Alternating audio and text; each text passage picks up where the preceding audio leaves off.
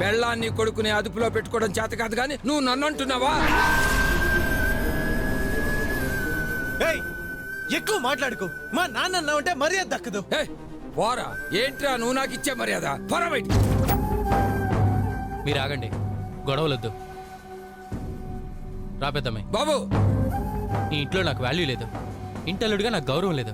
మా అన్నయ్యని అవమానిస్తున్నారు. మీనాక్షి, మనకు గౌరవం లేని ఇంట్లో మనం ఉండకూడదు. పద వెళ్దాం. బాబు, నేను మీకు మర్యాద ఇవ్వట్లేదా? మీరు ఏం మాట్లాడుతున్నారు బాబు? బాబు ఆగండి, ఈ ఫంక్షన్ జరగనే ఉంది బాబు. అవసరం లేదు మావయ్య గారు, మేము వెళ్తాం. పద పెద్ద. ఏంట్రా నువ్వు వెళ్ళిపోతున్నావు? అవసరం లేదు. మీనాక్షిని కూర్చోబెట్టి ఫంక్షన్ పూర్తి కాని తర్వాత వరదునితో సహా అంతా వెళ్ళిపోదాం. వాళ్ళు ఏడుస్తున్నారా? బాగుండదు. నువ్వు మనిషి అయితే నోరు మూసుకుని చూస్తున్నావు.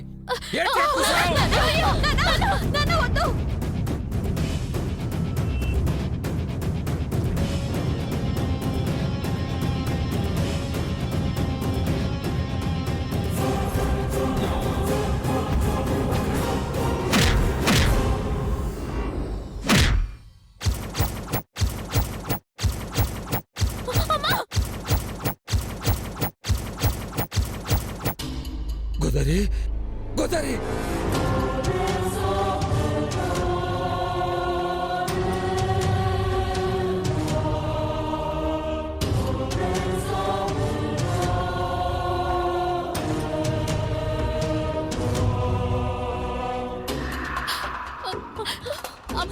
గోదారి, గోదారి, గోదారి,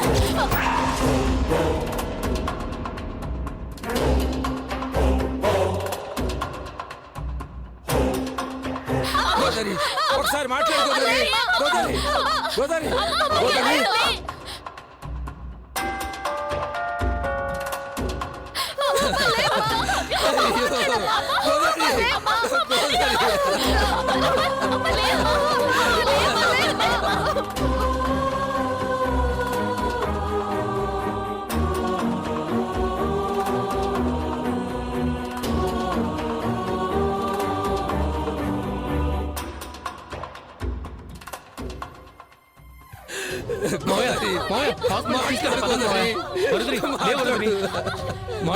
హాస్పిటల్ తీసుకెళ్తాం పద మోయ.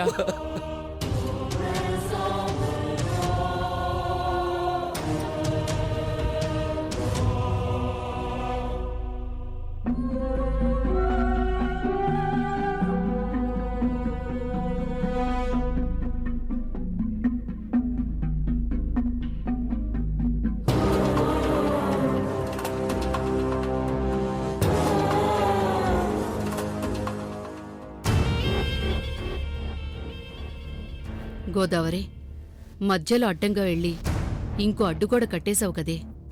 కాగల కార్యం గంధర్వులే తీర్చినట్టు ఈ శుభకార్యంలో ఈ ఘనకార్యం చేసి నీకు పెద్ద కార్యం పెట్టించుకున్నావు కదే. నిజంగా అదే జరిగితే నీ మొగుడు నీ నలుగురు కూతుళ్ళు జీవితంలో నా కొడుకుని క్షమించరు. చచ్చిపో గోదావరి, నేను బ్రతికిపోతాను.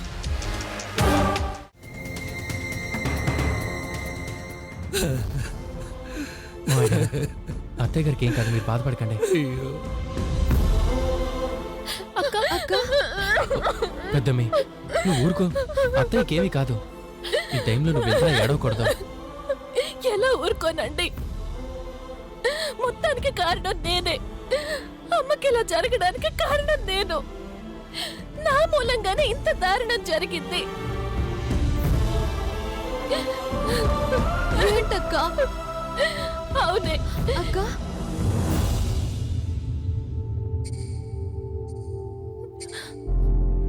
ఎవరింట్లో వాళ్ళు ప్రశాంతంగా ఉన్నారు. నేనే సీమంతం సీమంతం అని ఫోన్లు చేసి మిమ్మల్ని రప్పించుకుని ఏర్పాట్లన్నీ చేయించుకున్నాను.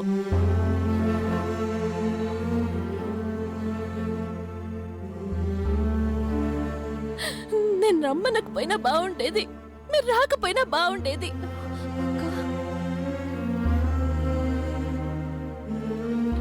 కనీసం మా అత్తయ్య వాళ్ళు పంపమన్నా బాగుండేది. పాపిష్టిదాన్ని. చిచ్చి,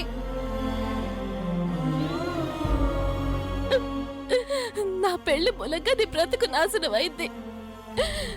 నా సీమంత మూలంగా అమ్మ ప్రాణాల మీదకొచ్చింది.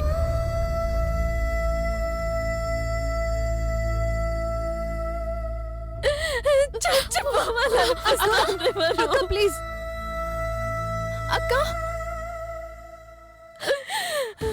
అమ్మ నా స్థితిలో చూసినప్పటి నుంచి నేనెంత తప్పు చేశానా అని నా మీద నాకే అసహ్యం వేస్తోంది. ఏంటి పెద్దమ్మ, మధ్యలో నువ్వేం చేసావు? పుట్టింట్లో శ్రీమంతం జరుపుకోవాలనుకున్నా, ఇంత గొడవ జరుగుతుందని, అత్తయ్యకి ఇలా జరుగుతుందని నీకేం తెలుసు? ఏంటక్క నువ్వు అందరిలాగే సీమంతం జరగాలని కోరుకున్నావు. నువ్వు అడిగినా అడగకపోయినా అది అమ్మా నాన్న బాధ్యత.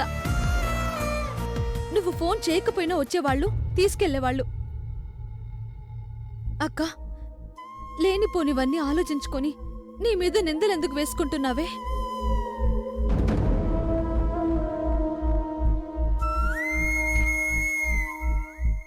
కడుపుతో ఉన్నప్పుడు నువ్విలా ఏడవకూడదక్కా, ఊరుకోవే.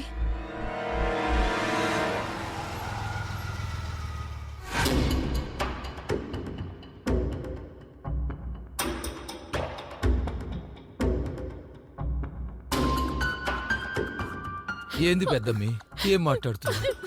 నువ్వు పిలవమన్నందుకు కాదమ్మ ఇదంతా జరిగింది. ఇదంతా పార్థుగాడు వల్ల జరిగింది.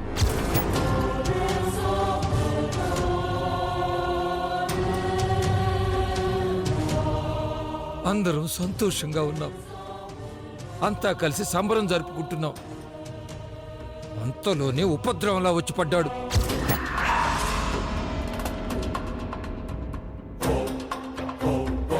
వాణ్ణి ముక్కలు ముక్కలుగా నరికేయాలి.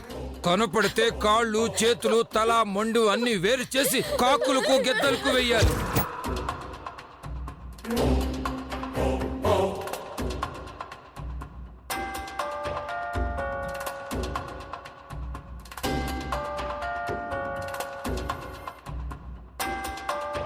మీ అమ్మని ఈ స్థితికి తీసుకొచ్చిన ఆ రాక్షసుణ్ణి ఏం చేసినా తప్పు లేదమ్మి, తప్పు లేదు.